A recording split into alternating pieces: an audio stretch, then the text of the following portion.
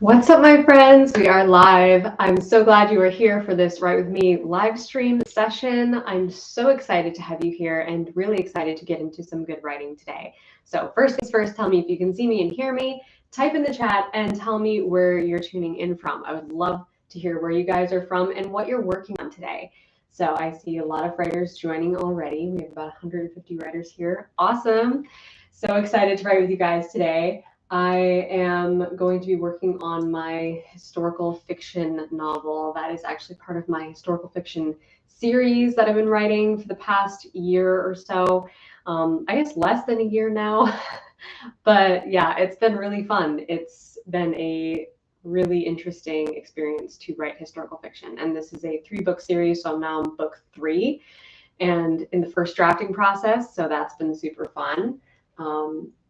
I see writers from all over the world joining. Awesome. Italy, Germany, Tennessee, Seattle, sweet, Mississippi. So many writers. Florida, Virginia, Germany, Texas, Brazil, Arizona. Awesome. Welcome, everyone. I'm so glad you guys are here. If this is your first time joining a Write With Me live stream, I'm so glad you could finally make it live. How these are structured is we're going to do 3 writing sprints, 25 minutes each, with 5-minute breaks in between to chat about our stories. I will answer some questions that pop up in the chat. And it's just a super chill, fun time where we can all hold each other accountable and show up together to be creative, to respect this creative time in our schedules and get as much done as possible, whether you're writing a first draft or maybe editing a project or doing revisions or just working on something completely different. Maybe you're studying, maybe you're writing a paper for school. Doesn't matter. This is our time to come together and hold each other accountable and have a fun time while doing it. So if that's something that you're into, stick around because we're going to get started with the first sprint very soon. And if you guys enjoy these Write With Me live streams and you enjoy doing writing sprints with other writers, then you would also love the Discord community where we do writing sprints all the time. So the link to that is below this video. The Discord community is an amazing space full of amazing, excited, creative writers just like you who come together all the time every day to do writing sprints and chat about their work, share their progress with each other. So it's a really fun community and I hope to see you over there. You can join that by joining my Patreon at any level and the link is below this live stream. Okay, so you guys are ready to write? I hope so. I see a lot of different writers working on different projects today, and I think everyone is excited to make progress. So let's set up our timers for our first sprint.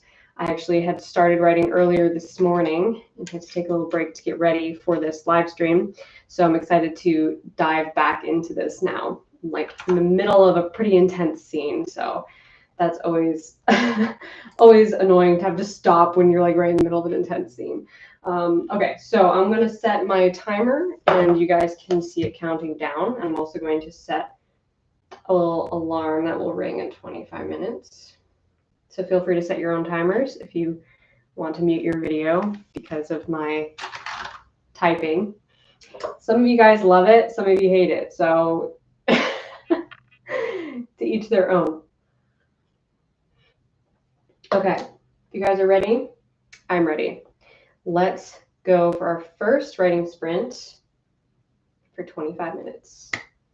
Good luck.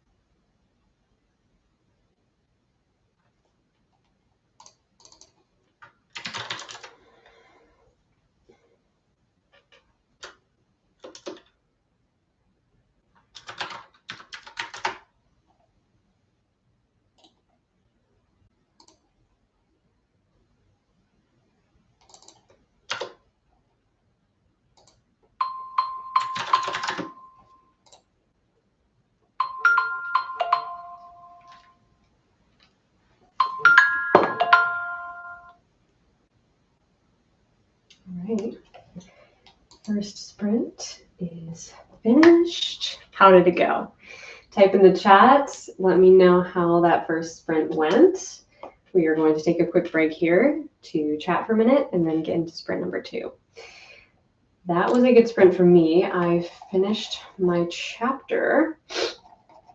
And now I'm going to move on to the next one in the next sprint, which switches point of view. Always kind of an interesting challenge to switch point of view in the same writing session. I always find it easier to like return to it the next day and then switch point of view, but yeah, it's all just a matter of locking into the character's voice, which can be tricky. I'm going to do a video on character voice pretty soon because that's something that's been very requested lately.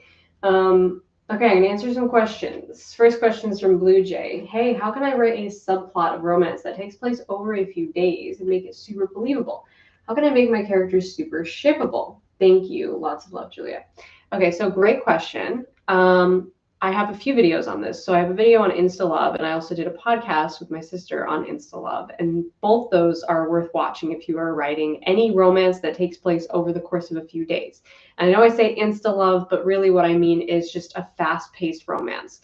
And this is absolutely possible. You can absolutely do this and make it feel believable. it's all about creating the same like plot points and the emotional progression, but just condensing the timeline. So you're still having the same emotional progression with the characters, and you're still having moments of trust building and moments where they experience joy together, and they have forced proximity, and they have all those lovely chemistry building things, but it just all happens in a short period of time. And it's absolutely possible. It's absolutely believable. I've seen many stories that do it well, and you don't even think about the timeline at that point. You don't think like, wait, it's only been 2 days, or it's only been 3 days. How are they in love? Because you're not even thinking about that, because the story has already hit on all those necessary points to make you feel like you're invested in the relationship with the characters. So definitely check out both my videos on InstaLove. And also, I would say check out my video on creating chemistry. I have a video called 7 Easy Ways to Add Chemistry to Your Story. And that one will help a lot with like adding in those little things that make the chemistry feel earned and make it feel like these characters have known each other for a long time, even if they haven't. So that, I find, is what makes the difference. It makes it feel believable and realistic and lived in. It makes it feel earned. Okay, let's see.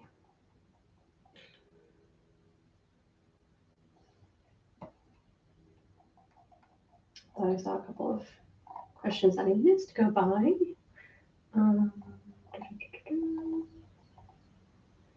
Fiona's Frenzy asked, how would you stretch a book so that it meets 50,000 words but not slow it down?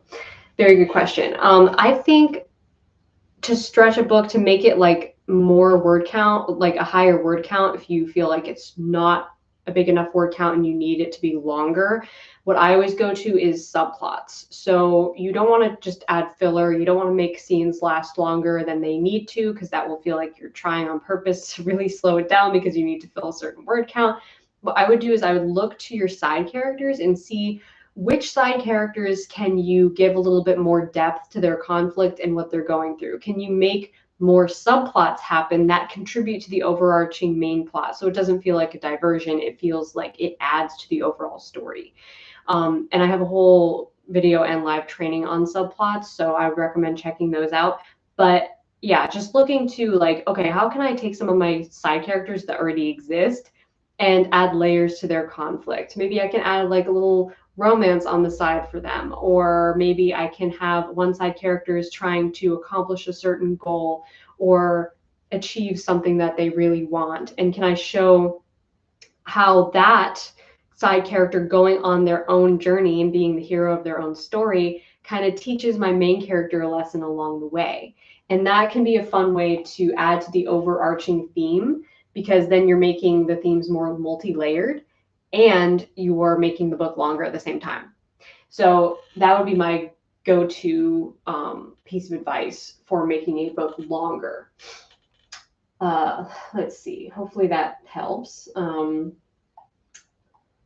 A super chat just came in from Richard. Thank you so much for the super chat. Would you agree that fantasy books play by a different set of rules than other genres? I.e., I can't imagine Harry Potter getting his acceptance letter in chapter 1 without establishing his life first. It depends really on the story, I would say. I like to see in the beginning of a story, in chapter 1, in the first page or the first few pages, I like to get a good feel for the character's life and their internal conflict and what they're dealing with before the inciting incident shows up. So I never actually read Harry Potter, but I know enough about the story to know that I believe the acceptance letter is sort of the inciting incident that like pushes him outside his comfort zone. So that being said, it is good to establish, whether you're writing fantasy or any other genre, I would say it's important to establish the characters' like pre-existing internal conflicts, who they are, before that inciting incident comes in to push them outside their comfort zone. But if you can make that inciting incident happen as soon as possible, that's also fantastic, because you don't want to have too much like, here's my life and here's my everyday and here's just, you know, the boring everyday in the life of this character. We're going to get bored by that pretty quickly. Even if it's fantasy, we don't want to linger too much on what I like to call like nothing happening, really. No active thing is happening. We're just like establishing stuff. you can have that establishment while still having action. Okay, it's like exposition through action. We're moving through the world with this character. We're seeing what they're dealing with internally, and we're seeing them, like I talked about in my chapter 1 video, first page video, we're seeing them going after a micro goal. So even if we don't know their whole overarching conflict of what they're going to face in the whole book, we know something about who they are, and we see them trying to get to like this one next step that will make their life better. Hopefully that helps. Definitely check out my recent video on page 1 mistakes if you didn't see that one yet, because that one I feel answers a lot of those questions. Okay, I've been chatting for a while. We're going to go into a next sprint, and then we'll have another break in 25 minutes to chat some more about our stories. So reset your timers if you have your timers going, and let's get into the next sprint.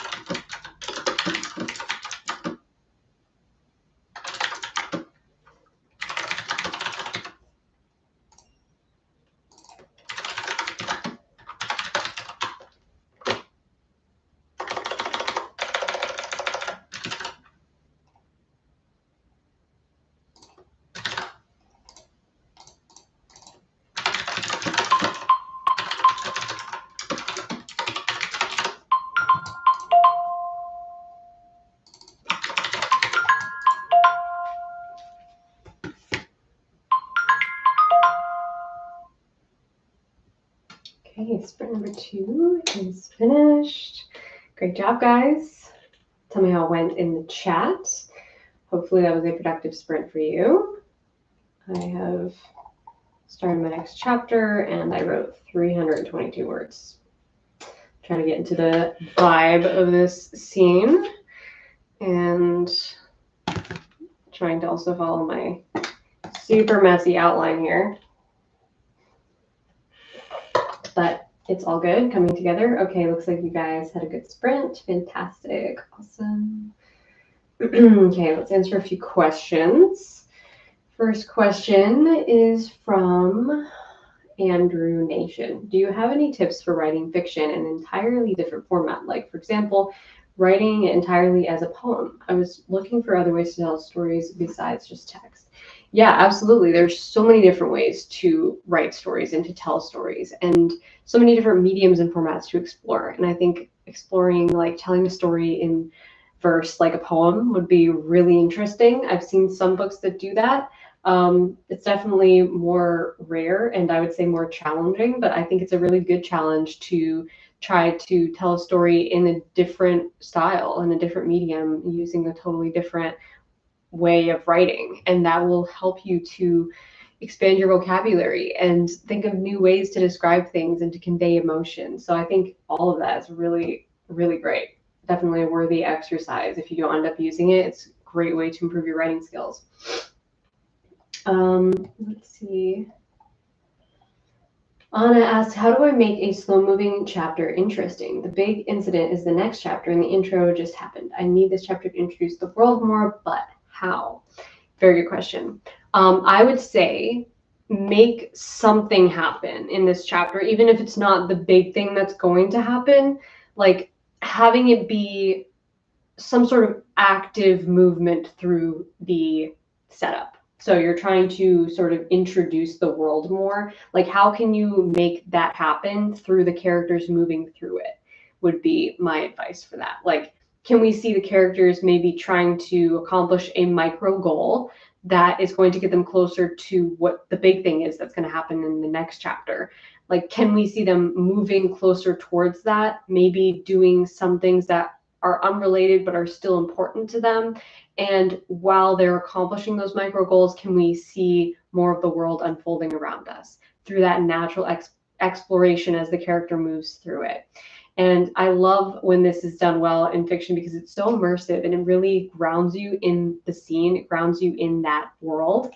And it doesn't feel like you're hitting pause to explain things because your character is moving through a world that is ordinary to them, right? Unless they just stepped into this world like Narnia style and they've never seen it before. If they've lived there for a while and it's like fantasy, they know what the world is like. So how can we see them moving through it as a person who's used to it and showing us through that action what the world is like? Just some good things to think about. And I think that can make a slow-moving chapter still feel relevant and interesting because we're learning things and we're still stoking that curiosity through that chapter, even if the big thing's going to happen later. Let's see. Avtistic Tales asked, how can I make sure I'm showing, not telling in my story? I mean, I'm struggling to make things like she smiles or she rolls her eyes be more like showing than telling. So these actions, she smiles or she rolls her eyes, is actually showing, not telling. Like if you were just saying she's happy or she's irritated, that would be telling because we don't know how she's irritated or happy. Like, are you explaining to the reader or are you allowing them to interpret? That's my golden rule of showing versus telling. I always ask myself that when I'm not sure if I'm showing or telling. I ask myself, okay, with this description, am I explaining exactly what's happening to my reader, or am I allowing the reader to just see what's happening and then interpret it? So body language is great for this, but you don't want to overuse body language too much because then, especially in the middle of dialogue, we can feel like the dialogue is being slowed down by too much body language. But I do love to use some nonverbal cues with my characters to show how they're feeling. And of course, you can get really diverse with this. You don't have to keep having your characters roll their eyes to show they're irritated all the time. Try to come up with some different ways to show that they're irritated. There's so many different resources you can go to for this. One of my favorites is the Emotion Thesaurus, which is a book that is a fantastic resource for writers. You can find it on Amazon. The author is Becca Puglisi and Angela Ackerman. And it's a really great reference for like emotional cues, nonverbal cues, body language, for any emotion that your character is feeling. If you feel like you keep resorting to the same body language, like she smiles, she rolls her eyes, that might help you to sort of make your writing a little bit more diverse and feel more varied in your language. But absolutely continue to use body language and nonverbal cues to show what your characters are feeling, rather than just telling us she's mad or she's happy or she's sad or whatever. So I think you're on the right track there. Okay, let's see, answer one more question.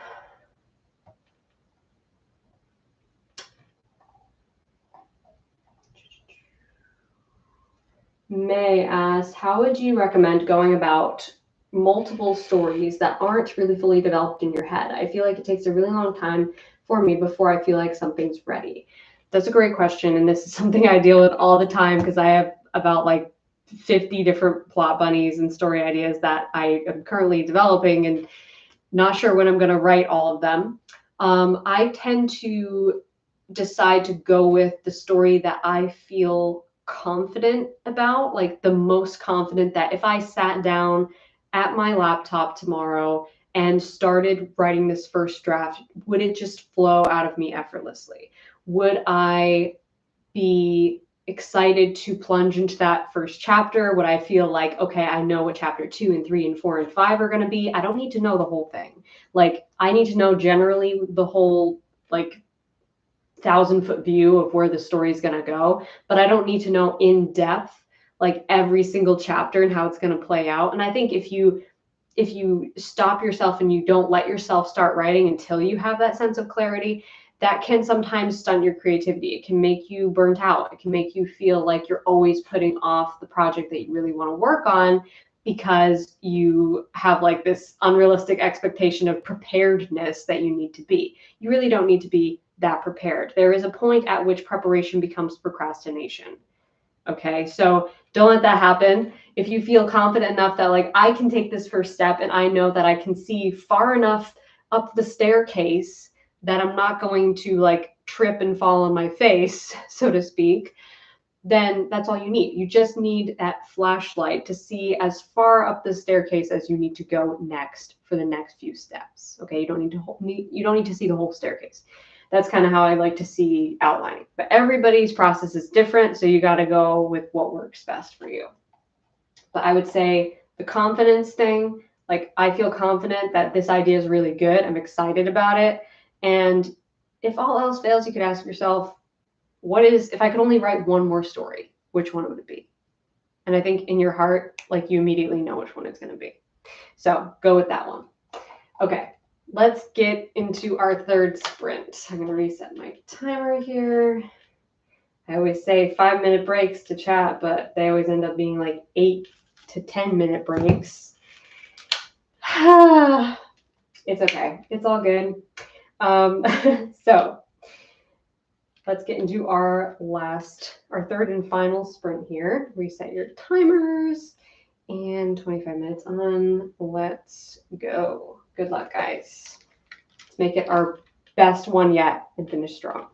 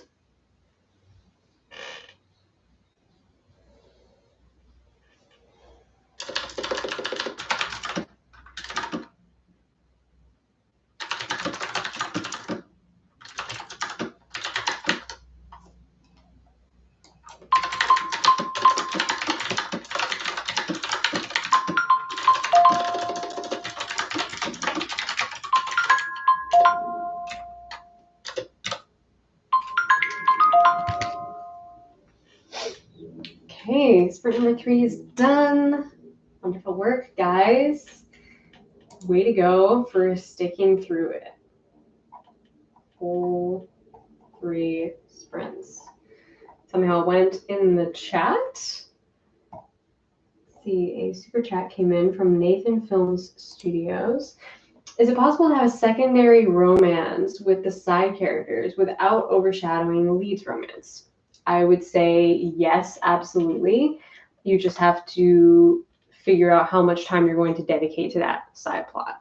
So how I like to look at side plots is intersecting with the main plot. So the main plot is sort of like this, I see it as like this linear line that's like kind of squiggly and it's going forward. And as it goes, you know, up and down and through these different places in your story's plot, it's intersecting with those linear straight lines of your side character's plot. So we're going to, you know, intersect and visit that subplot, but then we're going to go back to the main plot. And then maybe we'll intersect and visit that subplot again in a few chapters, and then we'll go back to the main plot. So if it's truly a side character that we're not going to their point of view, so they're not a main character, then you can have these opportunities for the main character to encounter that side character and see the progress being made on their subplot, and to have that directly influence the main character's journey in their plot so that it feels relevant and it all ties together. And this is something that I talk about a lot in my live training on subplots, which I highly recommend checking out. It's very detailed, in-depth. I think you'd love it. And you can get access to that training in my Patreon when you join the live training pass. And actually, I wanted to tell you guys about an upcoming live training that I'm doing this weekend. And you may have heard me talk about it in last week's video, but maybe not. This one is all about writing tension and suspense into your story. So this is something that every writer absolutely needs to know, even if you're not writing a particularly suspenseful genre, because you can write tension and suspense into any genre, any book. All right, any story, it's an essential element, because that's what keeps people turning pages. You might hook them on page 1, you might make them interested in the character and interested to see what's going to happen next. But if that tension fizzles out and dies and we don't have any real sense of suspense or anticipation, we're going to lose curiosity and intrigue, and we're going to lose interest in the story. So that's what we're diving into in this training on Sunday. And the link is below this video, this live training. If you want to check it out, the link is below this live stream. So save your spot at the live training. It's happening Sunday at 1 p.m. Eastern Standard Time. And if you can't make it to the live stream, you'll still have access to the replay anytime you want to rewatch, fast forward, rewind, and get the most out of it. So I hope to see you over there. It's going to be really good. We're going to discuss all the different things regarding suspense and writing tension, and just ramping up the stakes in your story. That's really what it's about. It's raising the stakes in your story, raising the stakes for your characters so that we feel that anticipation and dread for them.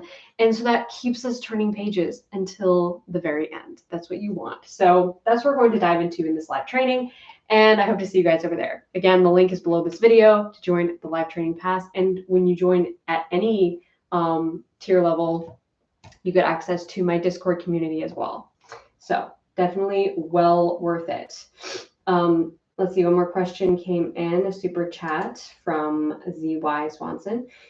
If you're having trouble expanding the inner monologue, how do you do it without info dumping and making it too short? Also, your keyboard is so loud. I know, my keyboard is very loud. I love it so much, though. It's just feels so lovely. But to expand a monologue and to make it not feel like it's dragging on too much, it really depends on what your character is going on a monologue about and the context of what's happening in the scene already. So I say that because some monologues can exist totally outside of a scene, and we're not hitting pause on dialogue and action to go into this monologue.